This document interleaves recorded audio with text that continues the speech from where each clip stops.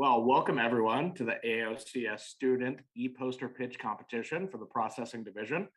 We are looking forward to some great student presentations today, hearing the feedback and questions from our judges, and seeing participation from the live audience. We will be working in questions from the audience, and you also will have a role in voting for the best pitch.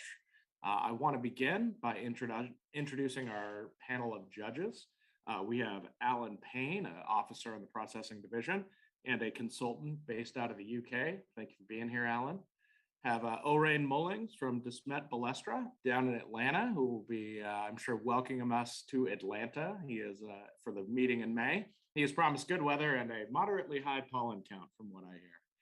And also Harry Kotapati from USDA ARS, obviously a vital government research partner. So here's what we're going to do today. We're going to hear from our student presenters. They're each going to present for 5 minutes. After that, we're going to have a 7-minute Q&A session. We'll get some feedback from the judges. I'll be monitoring the questions coming in on the Google platform and work those in from my side. Once we finish the presentations, we're going to pause for a little bit to let the judges confer and vote. We'll also be bringing in the audience input, as that has a role in determining who wins today. And at the end, we will announce our runner-up and our first place winner. There are some great prizes here and recognition for the students that work hard during these presentations. So with that, we're going to wish the students luck, thank our judges once again for participating, and move in. So our first presenter today is Eda Kaya from the Food Science Institute and Department of Animal Sciences and Industry at Kansas State University. Eda is a PhD student and graduate research student in the food science department, as mentioned. She's working on a PhD project. Hang on just a sec here. Sorry for that. I switched to my computer and lost my spot. She's working on her PhD, which is focused on the characterization and development of sorghum DDGS for value-added food applications. This is funded by the Global Food System Seed Grant Program and supported by the United States Department of Agriculture. She is working with Assistant Professor Dr. Umut Yücel. Eda obtained her bachelor's and master's degrees in engineering from the Department of Food Engineering, Middle East Technical University in Ankara, Turkey. in July 2017 and September 2019, respectively. She's had a professional work experience with Unilever in their supply chain department as a strategic demand planner between 2017 and 18. Her master's thesis and published article was related to chia seeds and formulation and characterization of high-pressure processed nanoemulsion systems. She started her PhD at the Food Science Institute of Animal Science and Industry in January of 2020. Her research interest focuses on the sustainable and biodegradable food applications. In addition to this, she has also included a few side projects which focused on the use of acetyl-triacylglyceride from transgenic Camelina sativa as a novel plasticizer and stabilizer in different food applications. Today, she'll be presenting on the effect of high oleic acetyl-triacylglycerol on the functional properties of biodegradable sorghum DDGS packaging film. Take it away.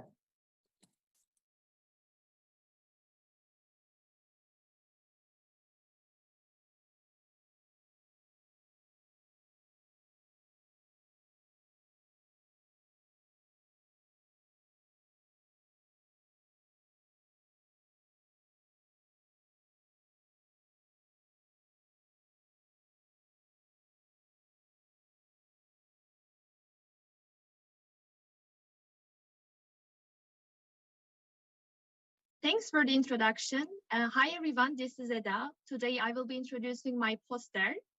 But first, I would like to start with the outline. Today, I will be talking about the background information, my research problem, results, and conclude with the relevance of that study. So what is acetyl-TAG that you can see in the title of my poster? As you can see on the left side, Camelina sativa, Arabidopsis, and soybean, they are transgenic host plants, but today I will be focusing on Camelina sativa. It can transgenically be engineered using inanimous allatus deacylglycerol acetyltransferase enzyme to produce acetate group at eccentric position, which is acetyl-TAG. So this modified structure brings value-added physicochemical characteristics to this acetyl-TAG, so it can be used as a food stabilizer, emulsifier, or plasticizer in the different packaging film applications. So what is the relation with the biodegradable packaging films? As you already know, biodegradable packaging films have been popular due to greening side and sustainable issues in recent years.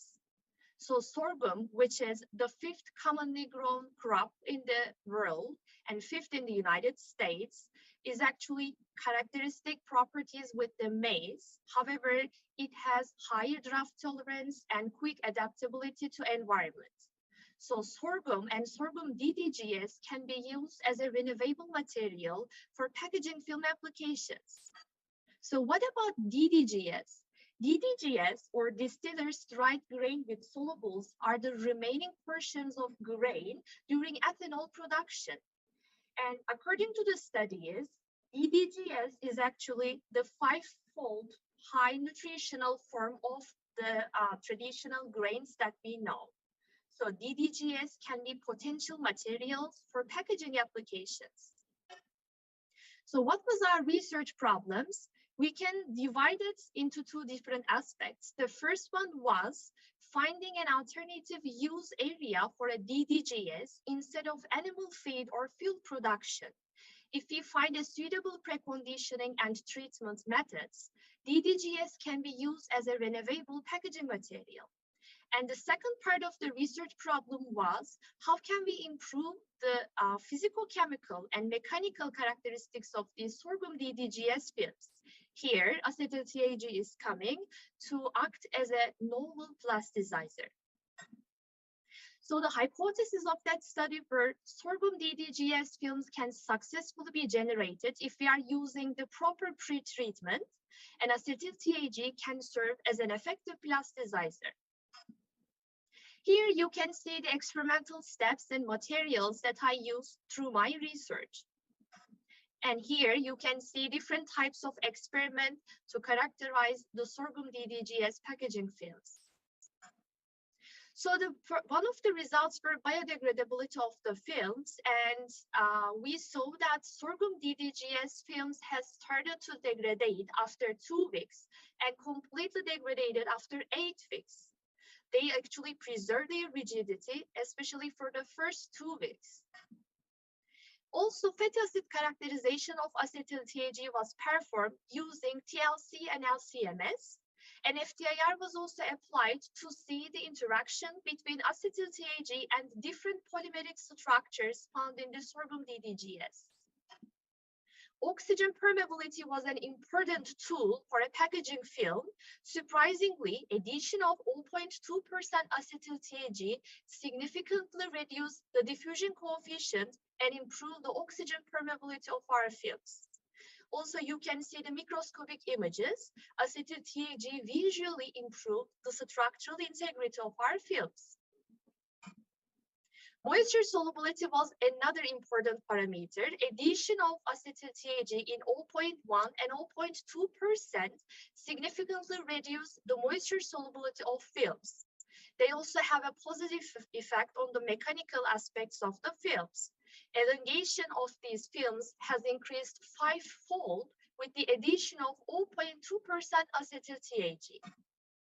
So the relevance of that study was sorghum DDGS can be used as a biodegradable, sustainable packaging material, and acetyl-TAG can serve as a potential plasticizer to improve the mechanical, physical properties of films. So these were the references that I used through my research. Thanks for your attention.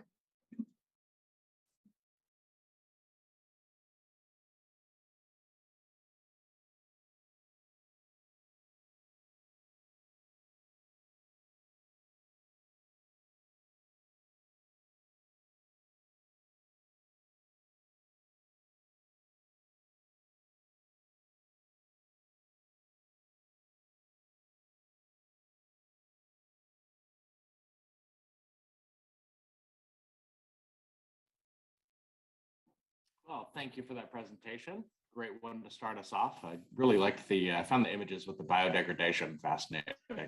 Really kind of demonstrated the type of performance you have there. I'm going to turn it over to people a lot more intelligent than I am to engage you in some questions. So with that, gentlemen, please take it away. I'm not sure about that, Mike. But if I can start, you've got this this sort of grain residue. This grain that's been used for making various things. Now, after you made it into the packaging film, is there still some residue from that which can still be used for animal feed or something else? Thank you for the question. Yes, we got this residue from a company in Kansas, USA, which is currently using the sorghum and the DDGS as an animal feed and for breweries and distilleries and ethanol production facilities.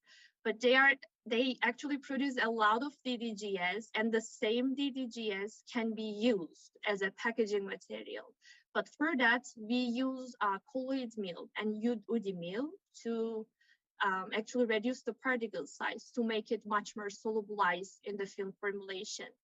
And it was in the powder form, and we actually mixed some acetyl-triacylglycerols and some other glycerol and very rare amount of locust bean gum to obtain that film structure. And for that, ethanol and water was also used as a solvent. Yeah. So you're using virtually all of the stuff, the yes.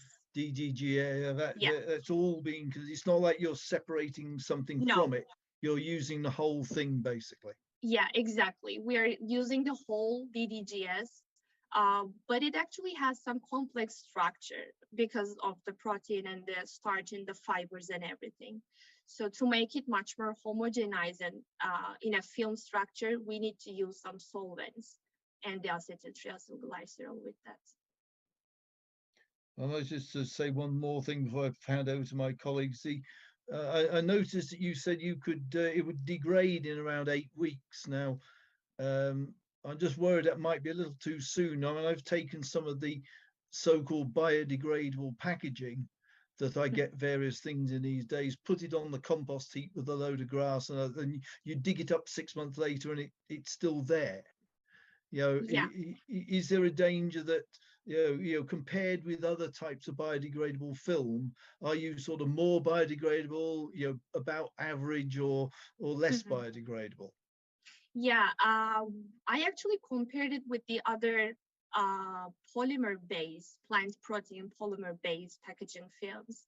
And generally, the biodegradability is between 8 to 10 weeks for them too. So it was kind of a better to moderate level, the biodegradability of the DDGS film itself. For my research, I actually extended the time to really see complete degradation, which was more than 8 weeks, which was almost 10 weeks, which is actually the similar with the other plant-based films. Okay, yeah, maybe I'm just not doing the composting right. Okay, thanks so much. I'll see what my colleagues have got to say as well. Okay. Yes, fantastic presentation, Eda. I really liked your use of graphics as well and the way it flew well together. Thank you. Thank you. You mentioned that the material started breaking down at around 2 weeks. Were there any special conditions that the material was subject to cause this breakdown? No, actually, the soil, the type of the soil that we were using wasn't a smooth one. It has the soil that we actually collected from the food science garden in K-State. So it was actually full of, live organisms and the other kind of like small rocks and everything. And I was thinking it really kind of helped to actually fast degradation of the films itself. But there wasn't any specific thing to just like fasten the degradation. It was kind of surprising for us to see that fast degradation in a natural soil that we can get in garden. Excellent. And with that degradation in the soil, were there any further studies done on kind of, and I guess, a degradation in a little bit of a controlled environment, like maybe a shelf that was placed on or anything like that? No, for the sorghum or sorghum DDGS, there is no study going on to study for the degradation. So always my reference point is in other types of plant-based or byproduct-based packaging films to compare the degradation. Great, thank you very much. Harry, Thank if you have anything. Yeah, nice presentation, Eda. Thank you. So you just take the acetyl-TAG and mix it up with it and test it? Like, how does it work? Like, what's the physical state of your tag and how much tag do you usually use? The acetyl-TAG that you were asking? Yeah.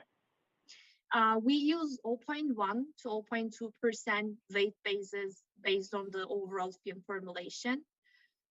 We use the high oleic transgenic lines. There is actually 2 different types of acetyl-TAG lines, but we prefer to use the high oleic ones because it was the most abundant one and kind of an affordable one. So we use 0.1 to 0.2% in the film formulation. We directly actually introduce it to the solvent environments that we're going to mix the film ingredients. So everything actually mixed up at the same time before casting of the films. Excellent. Well, thank you for the questions, judges. That brings us to the end of our Q&A period. So once again, thank you for leading us off with a great presentation, Eda, and we will be back with our second poster pitch.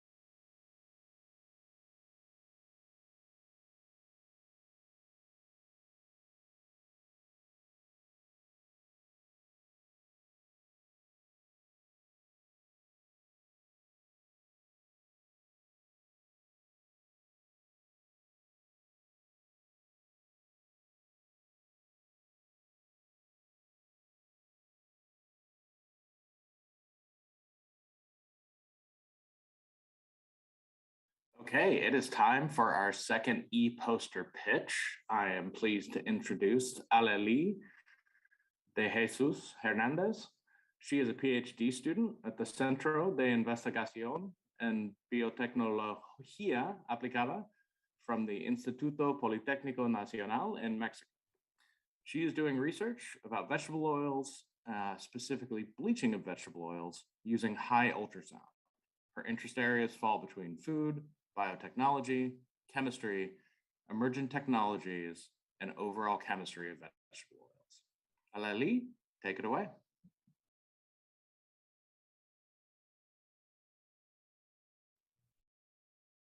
Okay, thank you so much for this introduction.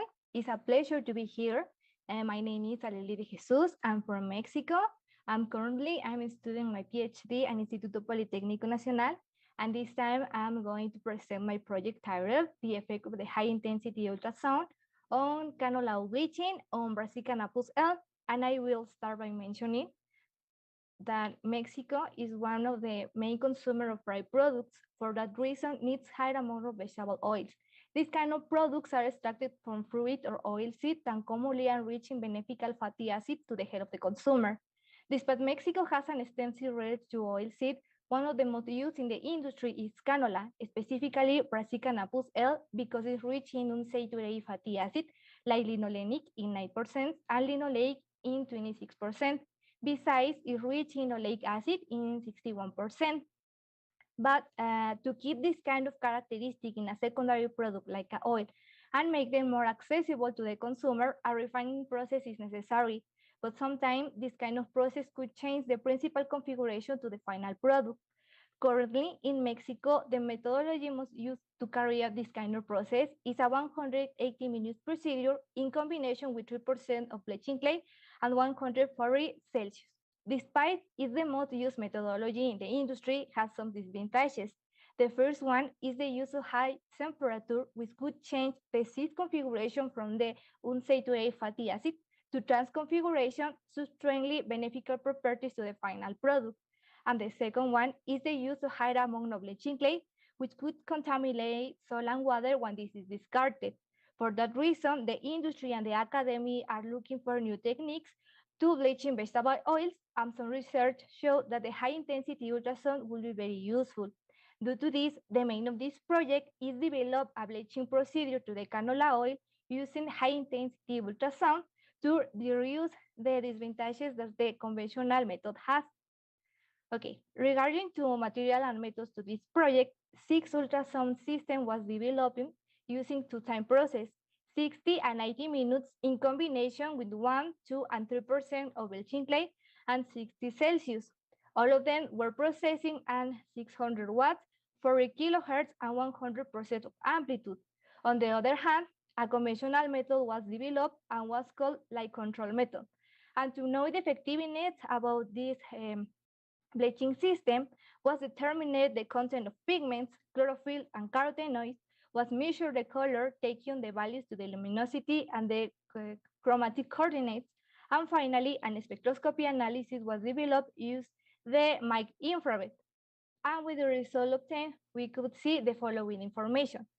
The ultrasound treatment reduced more percentage that recompose than the conventional method, specifically the treatment that used the 2-time process in combination with 2% of bleaching clay, almost reduced than 90%, but in the content of carotenoids happened the opposite. The conventional method reduced more percentage of these pigments, almost reduced the 30%. And this degradation we could observe in the measure of color too, because when we compare the ultrasound examples with the conventional examples, the difference between them is very low. And this happened numerically and visually. Finally, with the spectroscopy analysis, we could observe that the spectral behavior is very similar in all of the treatments.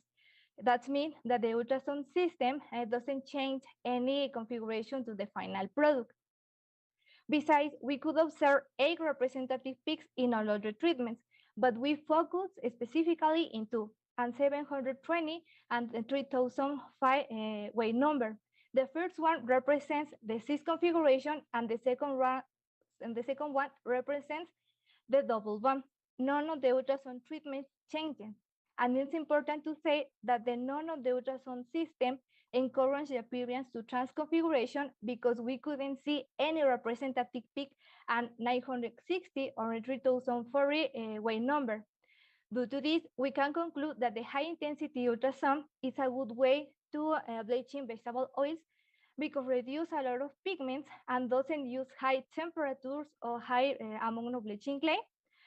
Besides, doesn't change the principal configuration to the final product like the spectroscopy analysis show us. That's all for my part. Thank you so much for your attention, and I open to answer any question.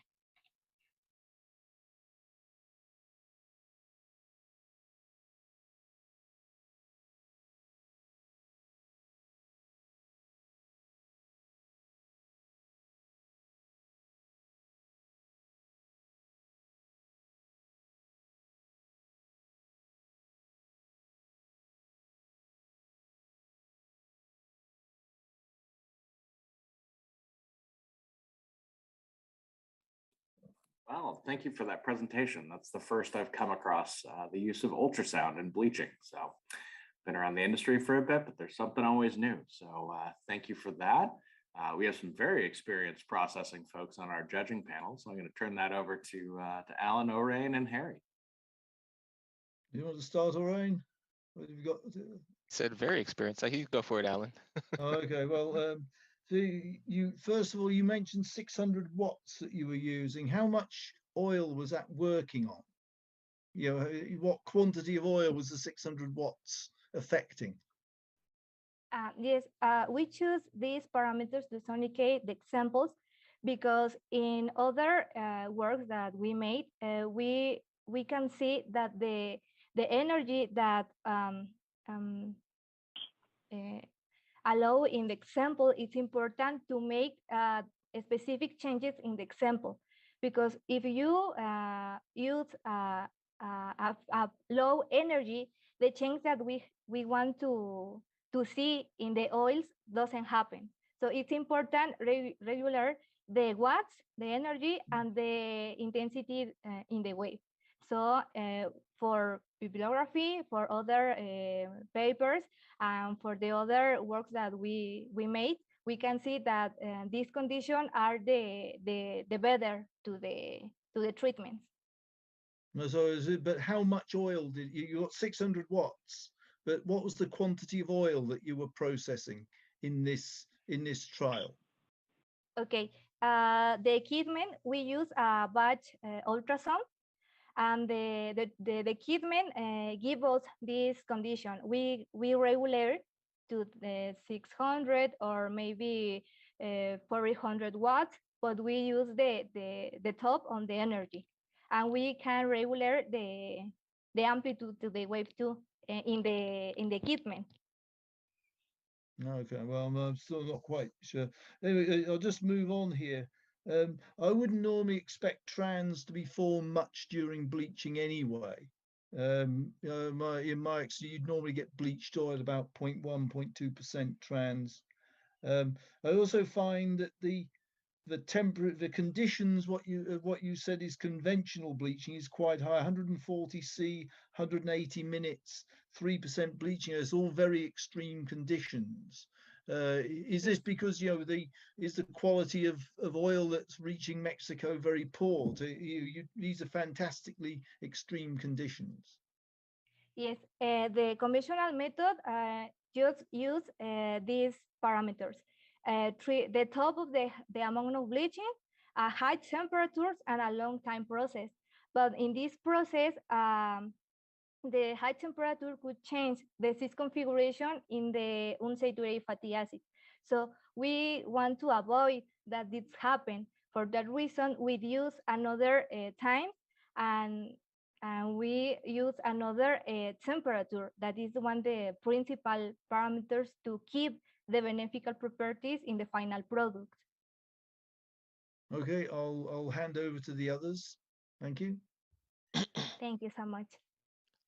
To touch a little bit on Alan's question as well, I'm wondering where did the basis for the typical conditions come from the industry? can you repeat it, please? Because Yes, certainly. How did you determine the 3% bleaching earth, 145 bleaching temperature as a standard condition to compare your test methods against? okay, the conventional parameters, I searched it in the industry and I read about it. So take the base, these parameters, we could change the extremely parameters. So we could try with a less temperature and we choose like a medium and a low temperature. Due to this, I work with 90 and 60 minutes. And when the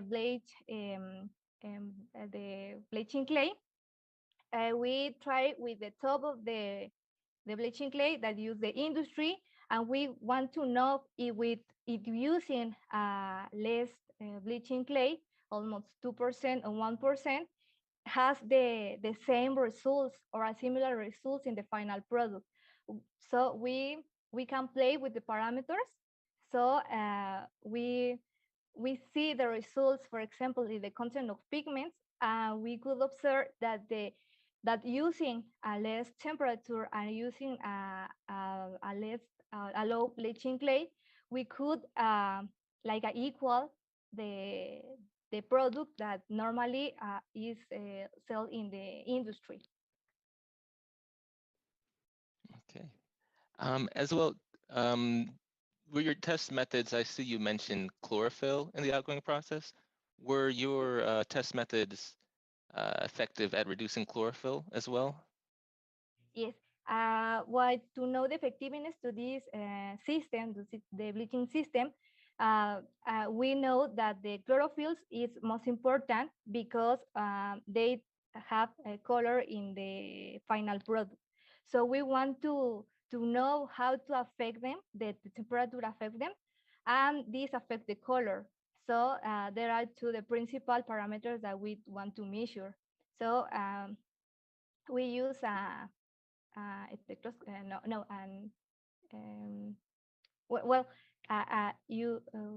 UV visible, the visible part, and we can measure this part to the how is the reduction to the chlorophylls and carotenoids. In this case, the canola oil has so much carotenoids, so we want to know how to affect the temperature and in combination with the ultrasound to equal with the conventional method. Okay. I think I just have one more question, touching a little bit on what Alan said in the first point. And I forgot to mention as well, I really enjoyed the topic that you selected. It was very novel application. Have there been thoughts onto additional future steps to improve maybe the quantity of oil processed and a feasible way of scaling up your experiment? Well, I think that it's possible because in the laboratory, the results are very favorable. And I really hope that in a few years, there are industry that make some equipments that with similar characteristics to the ultrasound, like in the laboratory. Well, I think that it's happened, it's possible. Thank you. We are at time, but Harry, I wanted to see if you had a quick question that you wanted to put in. Nope, you're okay? No, not at the moment. You can go ahead. Okay, perfect. Nice presentation. Well, yeah, excellent, and congrats on your, I heard this was your first presentation. You did an outstanding job, and thank you, so Alan much. and O'Reilly, for your questions. With that, we will take a quick break and be back with presenter number 3.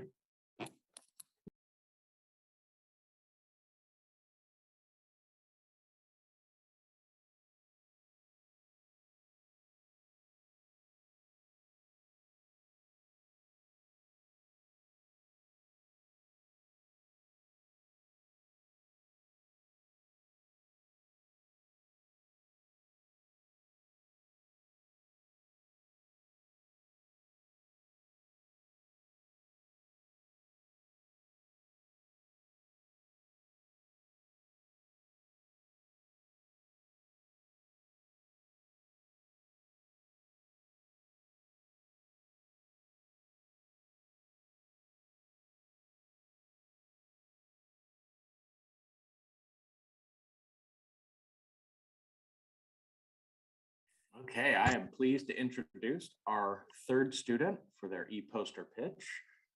We have Olamide Fedairo, who is a PhD candidate in the Department of Food and Human Nutritional Sciences, the Richardson Center for Food Technology and Research at the University of Manitoba, Winnipeg, up in Canada. Olamide holds bachelor's degrees with first-class honors in food technology from the University of Ibadan in Nigeria, and a master's degree in food safety and quality engineering with distinction from the University of Debrecen in Hungary. His doctoral research focuses on the green pretreatment and extraction, quantification, and isolation of phenolic compounds and minor constituents from mustard and canola co-products. By extension, he elucidates on the impacts of innovative green processing technologies on the phenolic profile and other minor components of oilseeds, mainly mustard, canola, and their associated byproducts. He currently has 3 publications in peer-reviewed journals, and today he will present on the efficacy of air frying as a hot air pretreatment technique in enhancing the yield of the major oil-derived synaptic acid derivatives from canola oil. Olamide, take it away.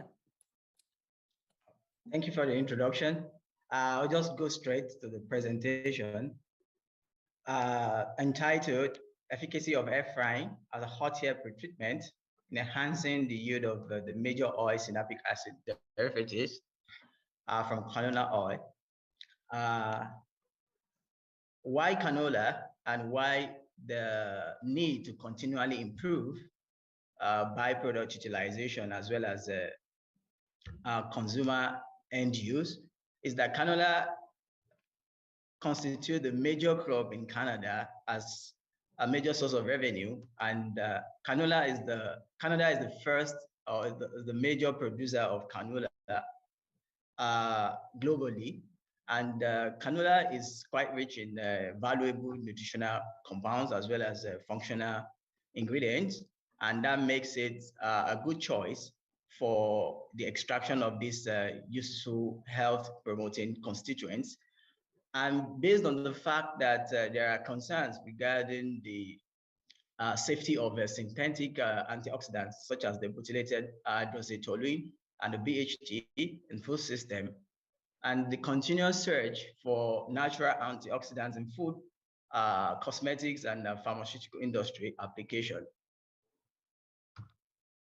And roasting has been used in previous studies and documented to be effective as a way of improving the extraction and the recovery of this major synaptates or synaptic acid derivatives from the oilseeds, particularly mustard and canola.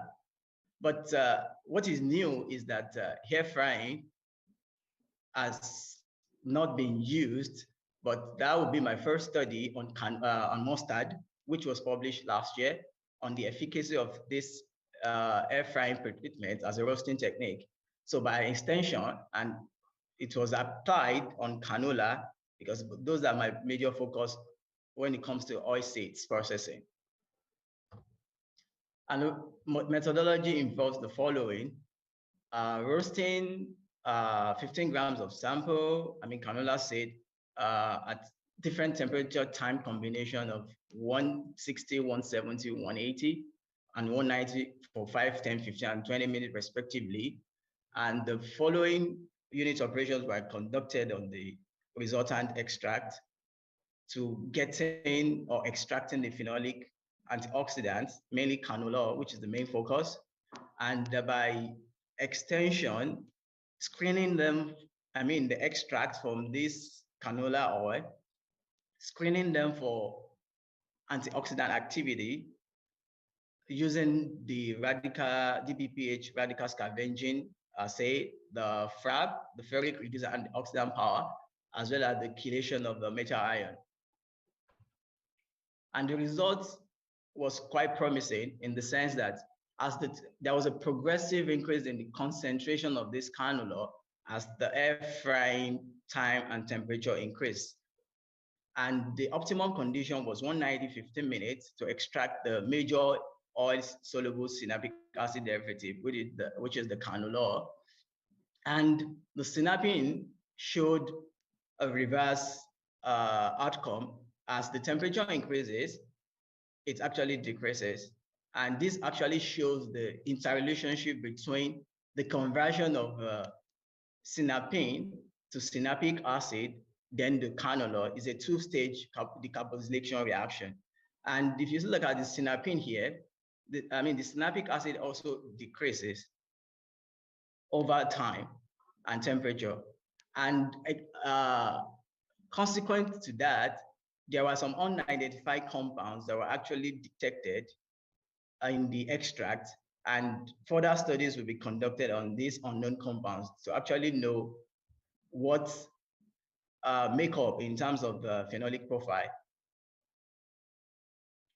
And the results of antioxidant assay also show that the metal ion chelation property was also interesting in terms of the temperature time combination treatment on the canola oil extract. And the DPPH radical scavenging activity also increases as the time temperature of the air frying increases. And the ferric reducing antioxidant power also showed that the optimum condition was 190, 15, and 20 minutes. And when you compare that with the popular butylated hydroxytoluene, which is the synthetic antioxidant, it was far greater. I mean, the ferric reducing antioxidant power was far greater than the different concentration of this synthetic antioxidant of 0.05 milligram per mil, 5.5, and 0.25, meaning that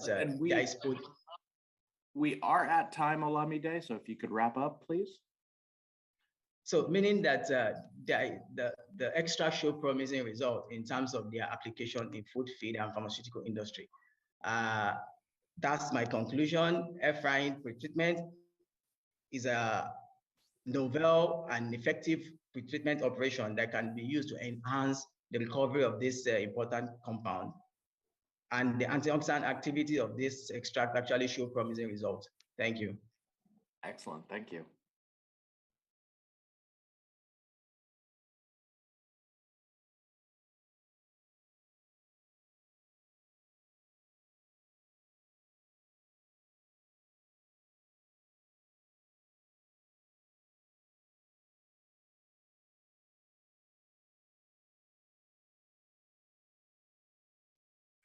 All right, well, thank you for that presentation. Makes me think how different the front end of a oil mill could look if we get away from things like stacked cookers and everything else.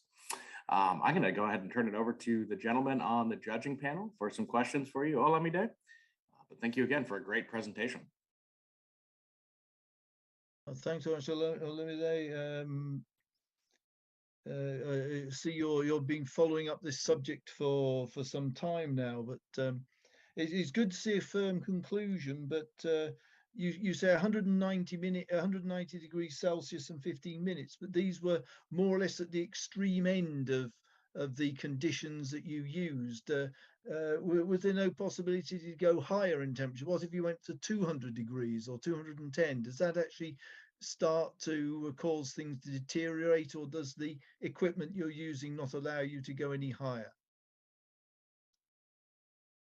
Actually, the equipment, I'm just trying to balance the industry perspective to that, because higher temperature, more time will mean more cost in terms of energy. And with respect to that, it is also in progress, like I said earlier, because while that was conducted on my previous research on mustard, the optimum condition was actually 170, 15 minutes, even though both of them belong to the same Brassica family. So it's an ongoing research, but for now, the optimum condition for canola is actually 190, 15 minutes. However, there was also considerable increase in the recovery of this canola at 180 for 15 minutes, meaning that that could actually mean the sweet spot could be around that temperature time regimen. And if you're doing this in industry, would you do this on the seed before you extracted is this something you do on the oil, or is it on the seed? On the seed. Yeah, so you're roasting the seed and then you're extracting the canola. Yes, from the oil. Oh, from the oil afterwards. So you go through the whole normal process and then you extract the canola from the oil afterwards. Yes, and from the mill. Okay, thanks. Thank you very much for the presentation, Olamide. I really enjoyed your introduction, kind of giving a good explanation financially why this could be important to processors, especially in Canada. Looking at some of the results that you have, is there any sort of control/industrial environment that these results could be compared to? In terms of what you meant by control, in terms of what? I suppose I'm kind of getting to, you've gone with air frying versus we have more conventional methods like stacked cookers. So I'm not sure personally why an air fryer versus a stacked cooker, what difference that makes if there's the seed itself is seeing the same process conditions. And kind of like if there was a control that this was done against, like a base case. Yes, we've actually done with conventional oven. So which the result was quite lower in terms of the recovery of canola. I mean, the compound of interest. So that's why we conducted same research on air fryer, because air fryer is easy to get, quite affordable, and we're looking at the possibility of using that to should I say overturn, so to speak, or as an alternative to using conventional oven. And we've actually done that too on microwave oven as well. And the result is actually amazing as well. So that's why we're trying to look at the possibilities. I see. And you found that the air fryer is more promising than something like a conventional oven that would be more comparable to the current industrial setting? Yes, on a case-by-case basis, though. Thank you. Oh, Rain, in practice, would that be something like a fluid bed heater? That's to be what I'm the trying to think. analog to like an air dryer? That's what I'm thinking, because it seems like you're introducing a lot more air to. Yes, because the Brownian motion-like movement actually helps to increase the surface area to contact. So that makes it, arguably, that may be responsible for the increased yield of all these targeted compounds. I wondered if like a rotary drum dryer with a strong airflow going through it would have the same effect. The sort of thing, it goes around like a cement kiln or something like that. You maybe seen those in some mills. Yeah, it could. It'd be very interesting to see kind of an industrial comparison to see what this would most likely look like for an industrial equipment, I think. Thank you. I have one question. It's a nice presentation, following up on your previous research. So you mentioned about extraction efficiencies compared to your previous research on mustard seeds, right? Yes. So I know the methods you're using. You're trying to extract canola oil, but what's happening to oil? Like do you look at the oil composition at all, or I'm just curious. Yeah, to know because what happens. Yeah, because it's a cluster project, so with different investigators. So my part is the antioxidant extraction or phenolic compound extraction. So the team of researchers are actually doing, I think from AFC, they're actually doing that part of oil profile in terms of the effect on the free fatty acid, effect on maybe the trans fat or cis fat, then the protein as well, because when you extract, you separate the meal from the oil. So the meal fraction as well is actually being investigated as well. Then coupled with the in terms of amino acid profile, what happens to the composition of this nutritional composition as well as the functional ingredient aspect of it. So it's a kind of a cluster project with individual aspects to work on. Thank you. Excellent. And I'm not seeing any questions from the chat. We are right at time. So kudos to all involved for 7 minutes on the nose.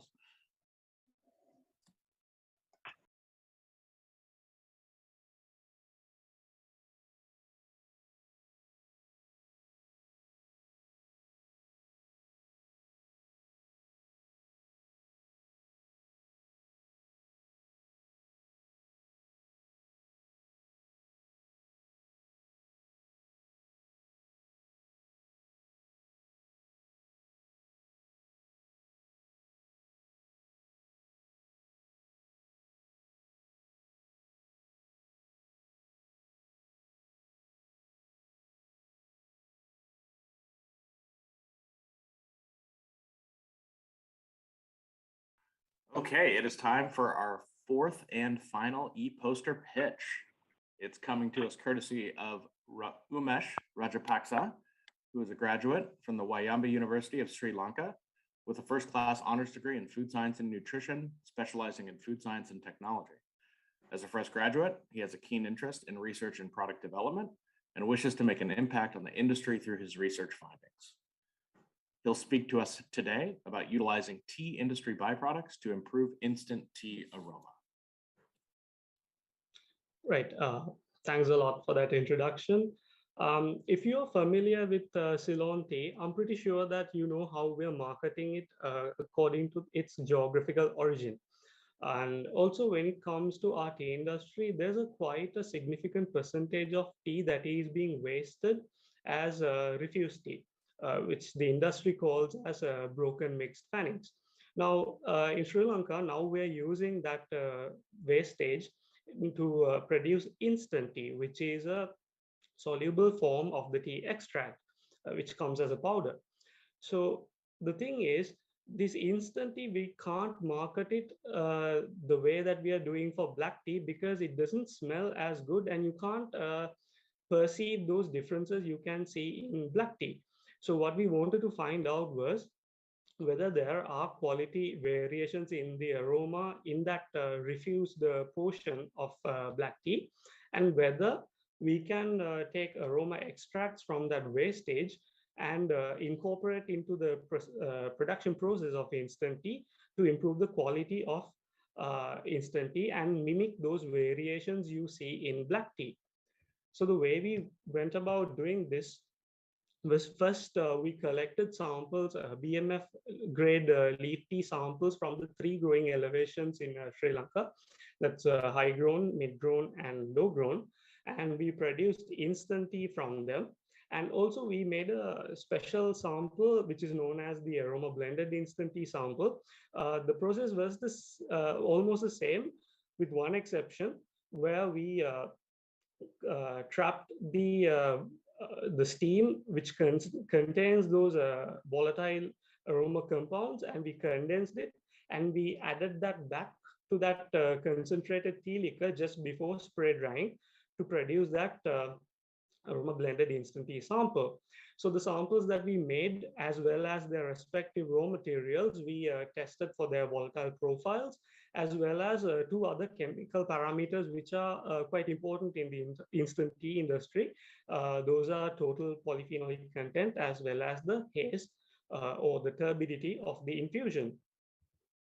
And our results showed that in the high grown tea, there's a significantly high amount of polyphenols, as well as the turbidity of the infusion was also significantly high.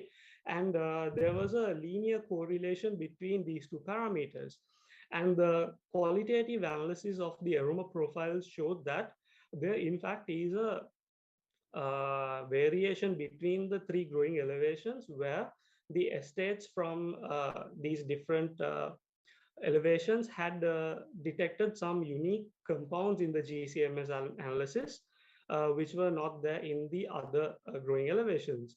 And coming to our focus of the study, which is the aroma blended sample, it was interesting to see that now when we made this sample, we took Nuarelia BMF as the starting material because Nuarelia is the most popular estate in the high grown region. So we took that And when you consider the BMF, there are a lot of aroma compounds which were absent in the instant tea we produced from it.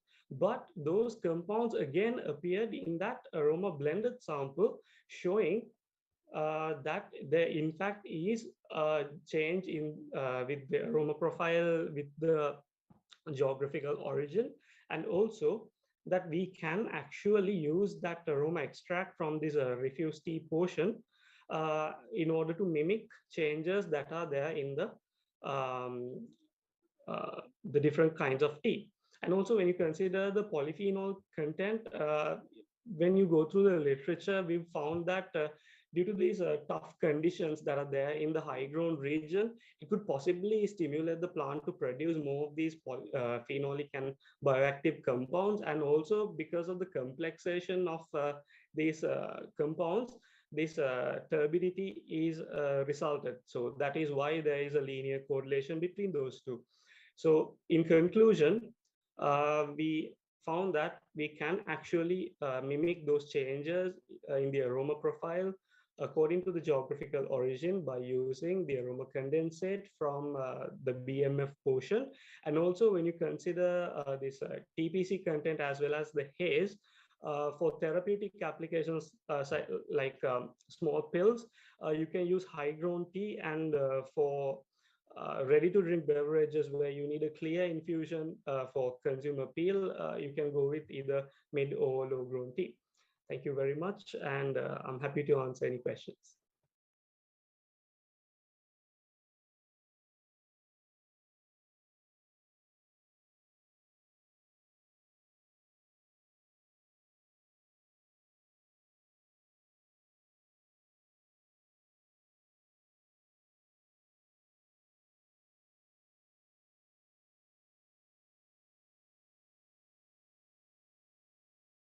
Okay, well, thank you for a very interesting presentation. I wasn't aware of that category with instant tea beverages, so appreciated the link between that and the science behind them.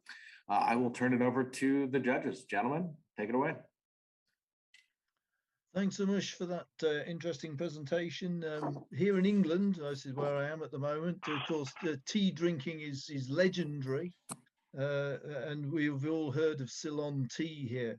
But did you do any sort of comparison between the quality of the instant tea that you produced with what you might think of as a proper cup of Ceylon tea made from leaves in the traditional way? Yes, there was a separate study that we did where we compared different other grades like broken orange, BOPF, and OP grade, grades like that with the instant tea, and there were comparable results, but the polyphenol content especially was much higher in instant tea than a cup of tea from any of those high grades. And but of course, when you consider the perceived aroma in sensory analysis, the normal cup was much better than the instant tea, hence the reason to do this study to improve that aroma. Yeah, well, you see, it doesn't surprise me that the instant tea can't quite come up to the standard of a normal cup of tea, but but certainly you feel you've made a great improvement. Yes, of course. And how did you actually separate out these volatile components condensing at a different temperature? So when you've got all the steam coming off the concentrate, how are you separating out the aromas from the water? Actually, at this stage, we just took the condensed steam. So we ran through a condenser running room temperature water at 25 degrees Celsius. But in future studies, we are hoping to utilize a reverse osmosis process in order to concentrate it and use the same BMF sample for multiple applications. Oh, so you just condensed the whole thing? Yes. Oh, but then how did you put back the concentrated aroma? we calculated the total dry solid content in the tea concentrate, that is the tea liquor, and then we added 30% of that dry solid content in from that aroma condensate. So about 6 milliliters per 6 milliliters of this aroma condensate to 100 milliliters of the tea liquor. Oh, so you just put back a small percentage of the whole condensate. Yes, it it made an improvement, but we can improve it further by like how you said, by separating those compounds. By reverse osmosis. Yes, that's what we're looking. Yeah, good. Yes, thank you very much for your presentation, Umesh. Again, I really like the way that you were able to show the use case for this and why something like this is important for the industry. Kind of on that note, well, I guess on a separate note, what methods did you take to ensure that there was proper controls over the different teas grown at the different elevation? Like, are these different types of tea grown in these different elevations? No, actually, we took samples from estates that are managed by the same plantation company. So most of the variables were between the elevations were minimized. For example, their pruning cycles and the way they apply fertilizer, and also their processing methods. The orthodox processing methods are almost the same. So that way, we try to minimize as much variables as possible. That's good to hear. Yeah. That's good to hear.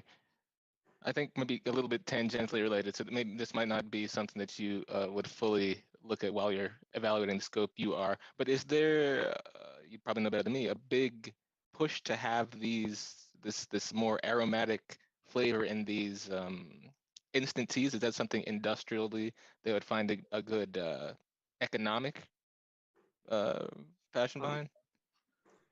Yeah, economically, I think, of course, it will increase the cost of the product.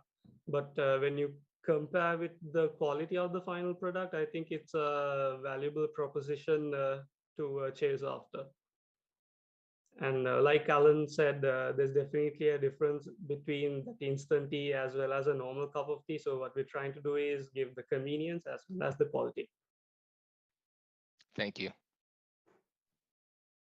Yeah, nice presentation, Umesh. I have one follow-up question to Orion's first question.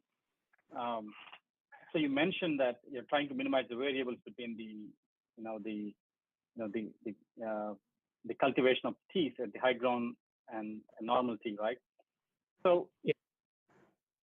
So what's the difference between the high grown and the other, the normal grown tea? Like, what's the elevation difference?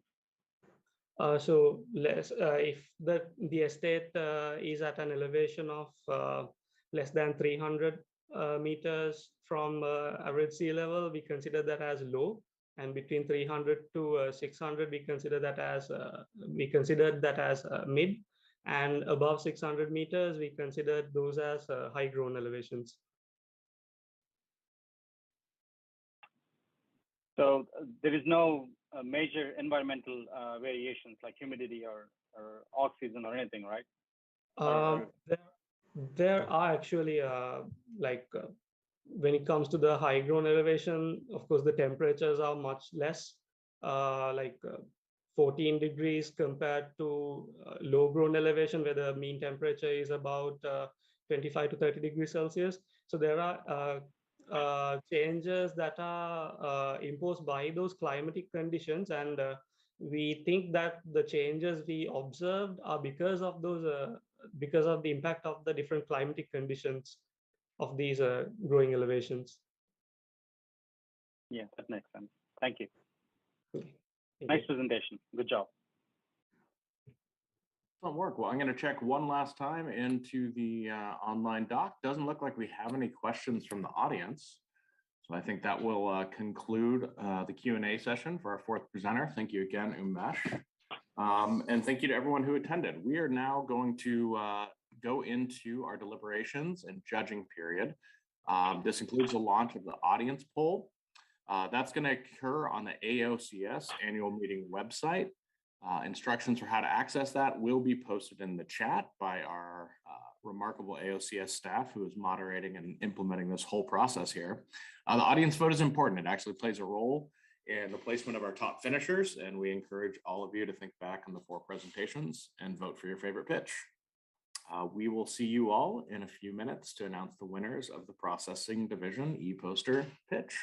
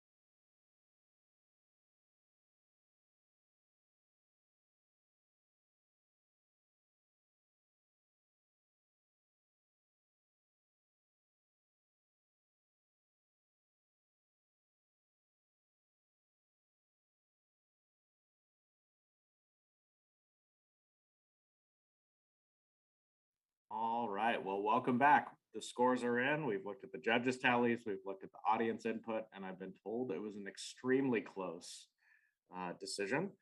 There are some great prizes for our students today. First place winner is going to receive a $200 cash prize, a certificate of recognition, and a student membership for 2023 in the AOCS. Our runner-up will go home with a $100 cash prize as well as a certificate of recognition from the society. So I am happy to announce our runner-up is Umesh with his presentation on the differences in polyphenolic compounds and teas and their applications. So congrats, Umesh. And our winner today is our first presenter, Eda Kaya. So congratulations, wonderful job all. Before we want to, yeah, we'll get a round of applause, not too loud on the clap. Thank you. Excellent. Well, I want to thank all of our competition participants today. It is never easy to pitch a poster. It's never easy to give a presentation. I don't think that gets any easier when you have to do it on a live stream. So thank you for contributing to what I hope is going to be a great AOCS meeting and exhibition this year. I want to thank our judges for their time volunteering today. A huge part of this society is people putting in the time And lastly, I want to thank the AOCS Foundation who funded this, as well as the members of the AOCS staff that facilitate these meetings and make them run smoothly. So with that, enjoy the rest of your days, and congrats again to our winners, and thank you again to our students for their presentations. Thanks, Mike. Thanks, everyone. Yeah.